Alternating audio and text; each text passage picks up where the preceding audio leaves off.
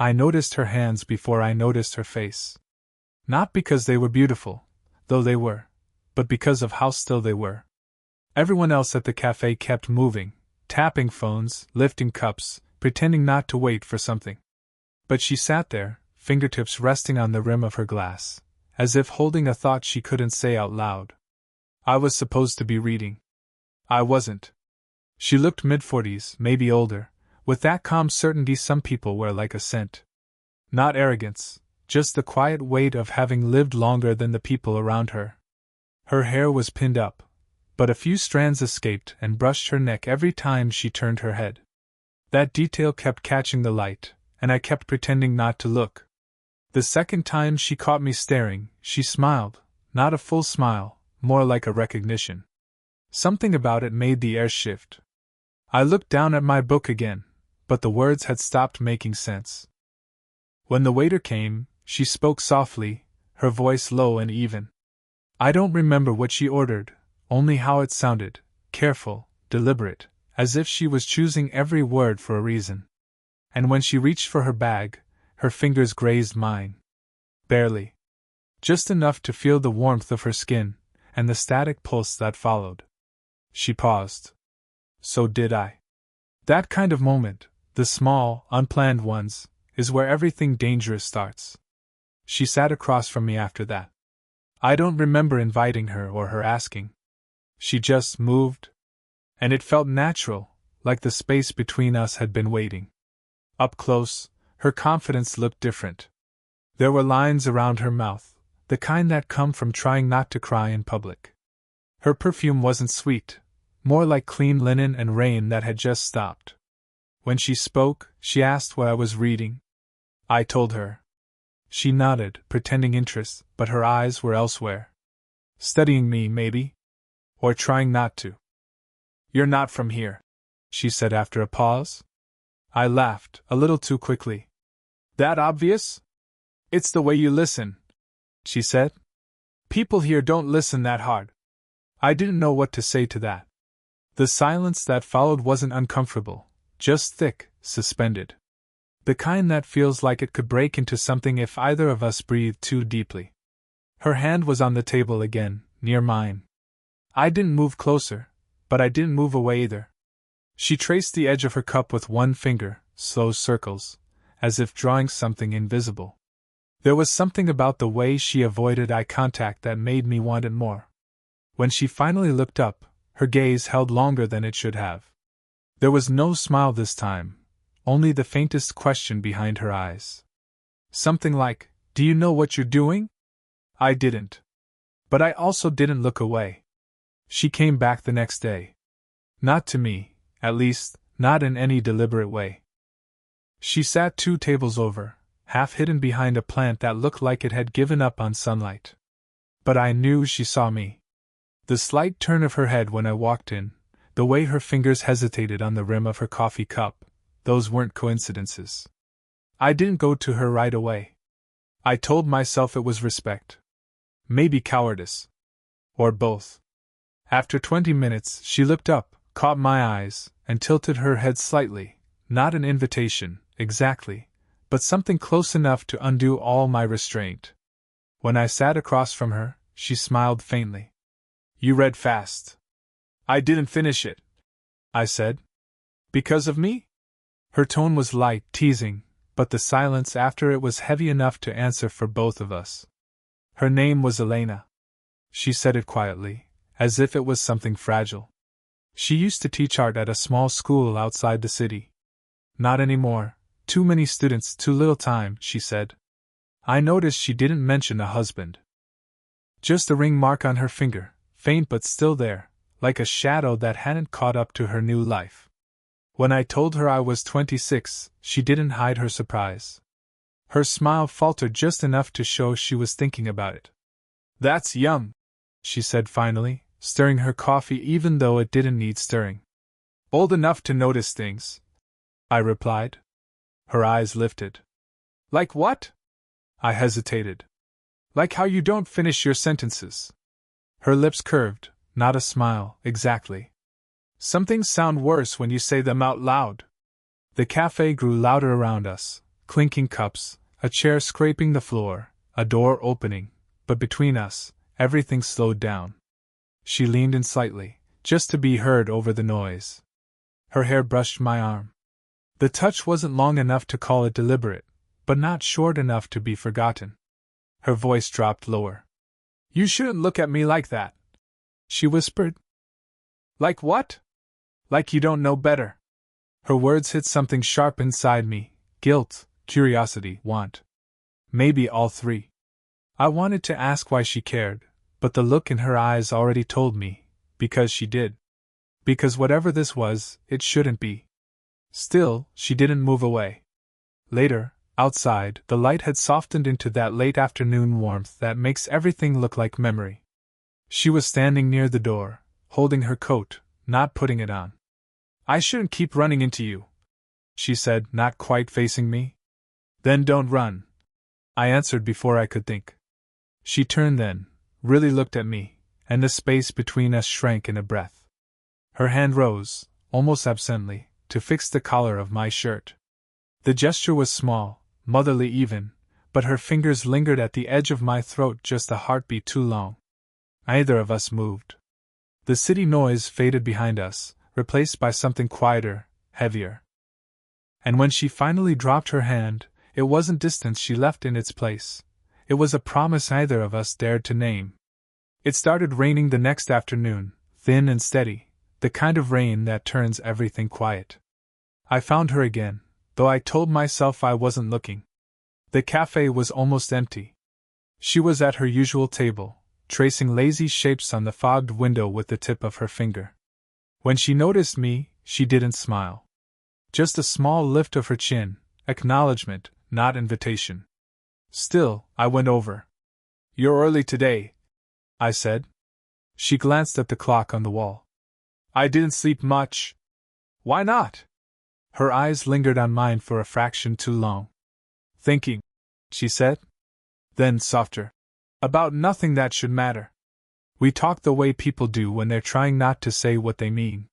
She asked about my work, I asked about her art. Every word felt like it was buying time, a distraction from the thing humming quietly between us. When her phone buzzed, she didn't look at it right away. It kept vibrating against the table, once, twice, then went still. I saw the name flash for a second before the screen went dark. A man's name. Familiar, maybe? Too familiar.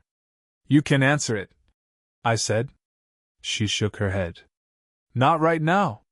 There was a tension in her voice that made me want to ask who he was, but also made me afraid of the answer. A few minutes later, a shadow crossed the window. Someone opened the door behind me. "Elena?" The voice froze her. I turned slightly, a man in his 50s, suit still damp from the rain, scanning the room. His gaze found her, and something unreadable passed between them. "Elena," he said again, gentler this time. "Didn't know you were still here."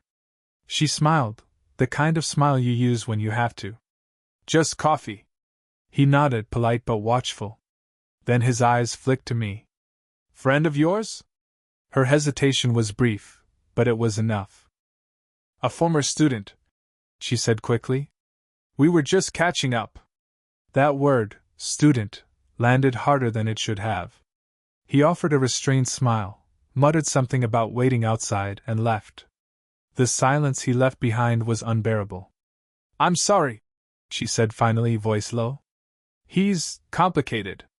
"Are you together?" I asked before I could stop myself. She closed her eyes, exhaled. "Not anymore. But not exactly apart either." Her honesty hit harder than a lie would have. It had been days since I'd seen her. Long enough to think maybe that was it, that she'd finally chosen the safer silence between us.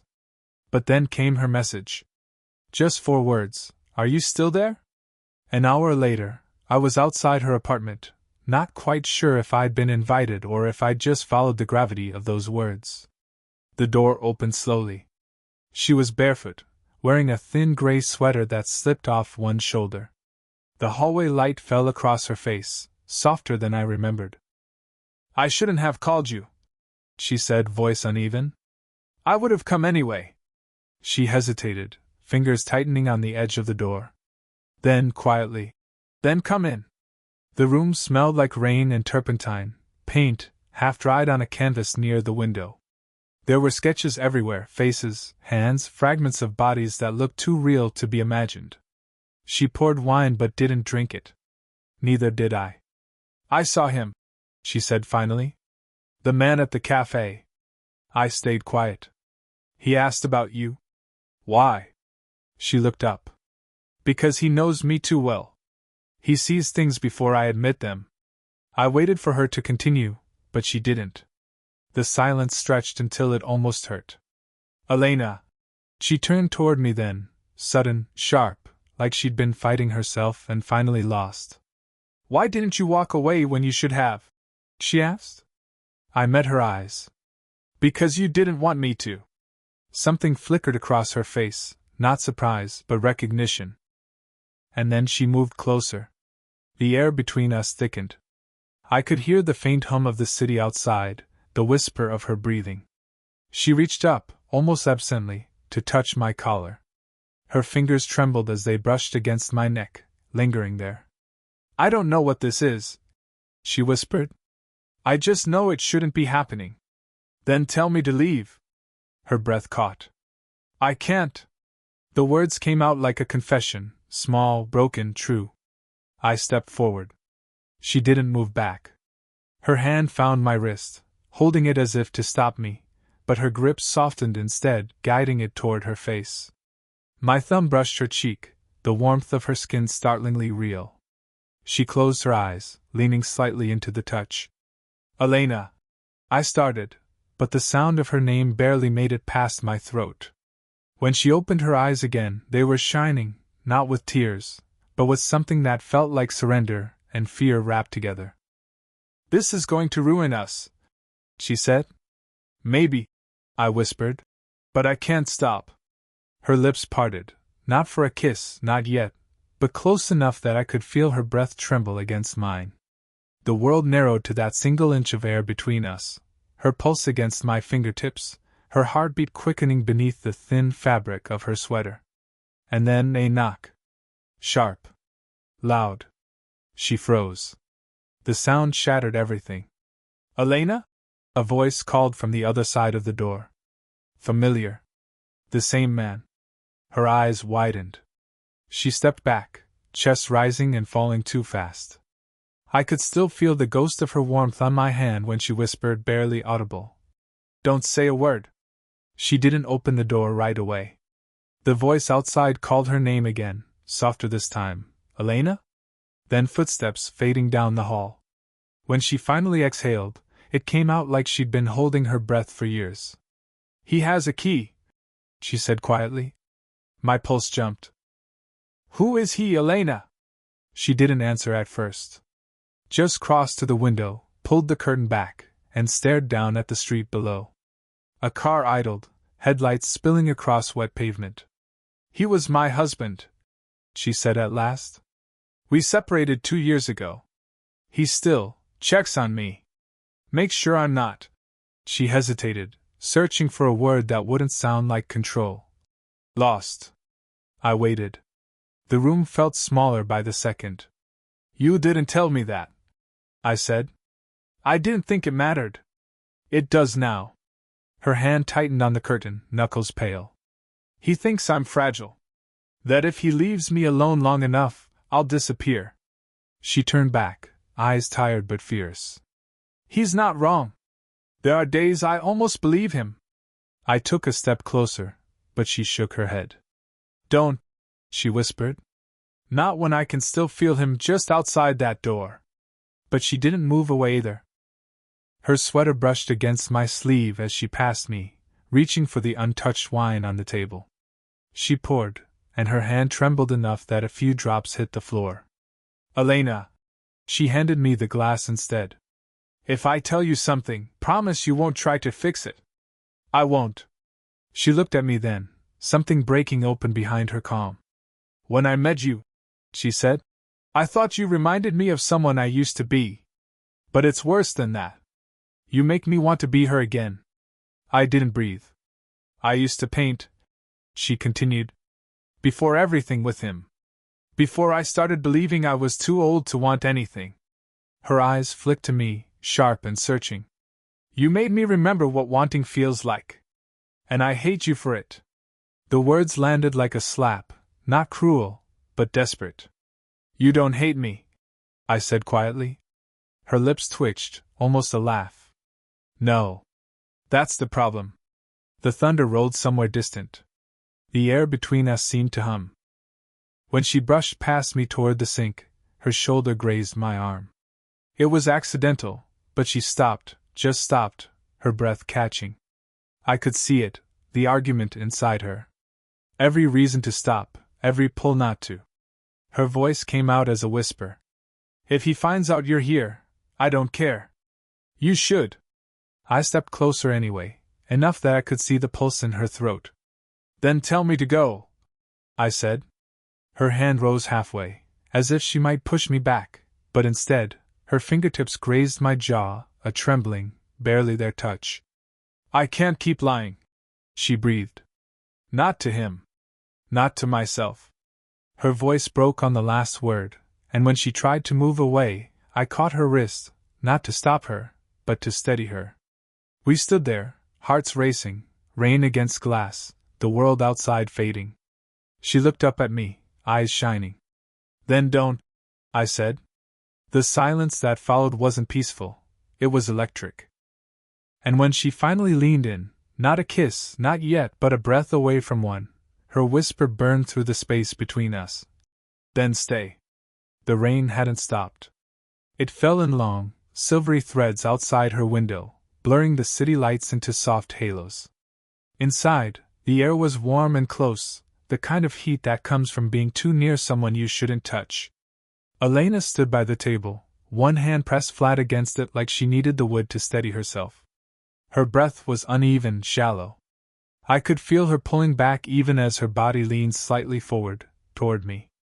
This shouldn't happen, she said. The words sounded rehearsed, brittle from overuse. Then why are you shaking? Her laugh was small and cracked, nothing like her usual calm.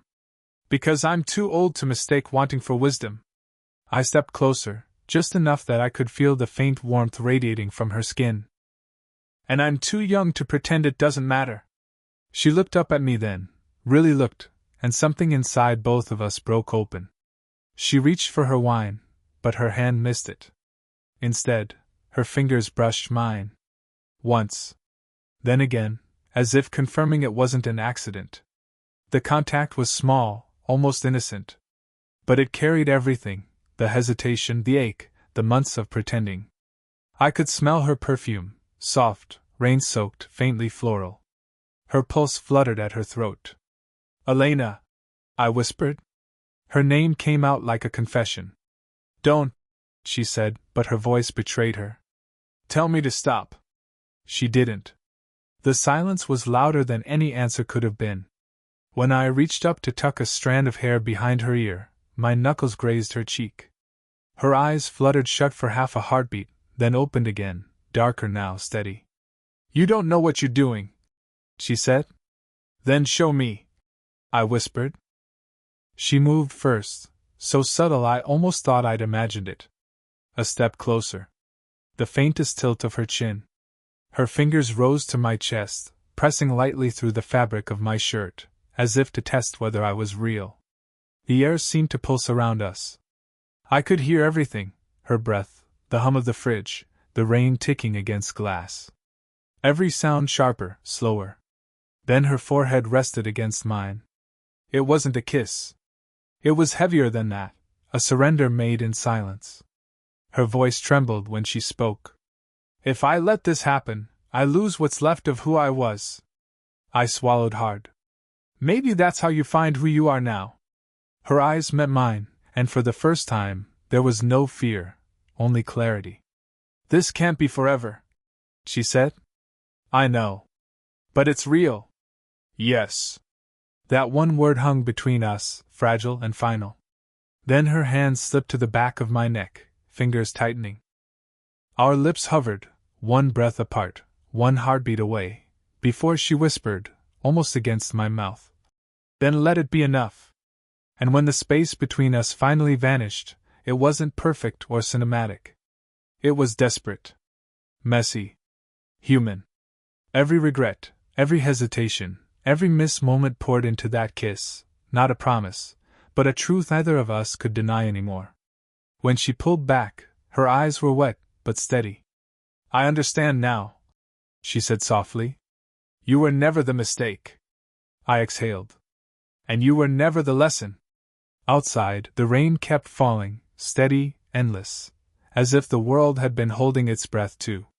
Morning came slow. The kind of light that doesn't rush in, it just seeps through the blinds until everything softens. The rain had stopped sometime during the night, leaving the air heavy with the smell of wet pavement and faint traces of her perfume on my skin.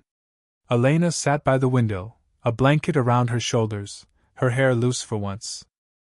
The city outside was waking up, muffled footsteps, car doors, the sound of life moving on. But here, in her small apartment, time felt suspended. She turned when she heard me stir. A small smile touched her lips, the tired kind that comes after too much truth and not enough sleep. "Hey," I said. My voice was rough. "Hey," she echoed, softer. For a long time, we didn't talk. The quiet between us wasn't heavy anymore. It was gentle. When I finally stood, she reached out, fingers brushing the back of my hand, a silent stay. So I did. We ended up on the couch, side by side, her legs folded under her, my arm draped along the back. She leaned into me slowly, like she was testing if the moment could hold the weight of what we'd become. "I thought I'd wake up regretting it," she said after a while. "And?" She looked up at me, eyes warmer now. "I don't." I smiled, small, honest. "Good." Her head found my shoulder, her hair tickling my neck. The sound of her breathing was steady, grounding. "I don't know what happens next," I admitted. "Neither do I." She laughed quietly, almost to herself. "But for once, I'm not afraid of not knowing." I turned my head, pressed a light kiss to her forehead. She closed her eyes, exhaling like that single gesture was all the answer she needed. Later, as the sun climbed higher, she traced circles on the back of my hand with her fingertip, slow, absent-minded. "You'll go," she said. Not as a question. "Eventually." She nodded. "And I'll stay." Another pause. Then, softly, "But this will stay too, won't it?" I squeezed her hand. "It already has." Her smile was small, but there was peace in it, the kind that comes when something finally stops hurting. Before I left, she walked me to the door. No grand speeches. No promises. Just the kind of goodbye that feels like a beginning hiding inside an ending. When I turned to leave, she called my name. I looked back. "Thank you," she said simply. "For seeing me." I wanted to say something, but no words came close. So I just nodded. Her eyes held mine one last time, steady, clear, and I understood. Whatever this was, it had changed us both. That night, I passed the cafe where we first met. Her table was empty. But I could still feel her there, in the quiet, in the space between heartbeat and breath, in the way some silences never really end. And for once, that was enough.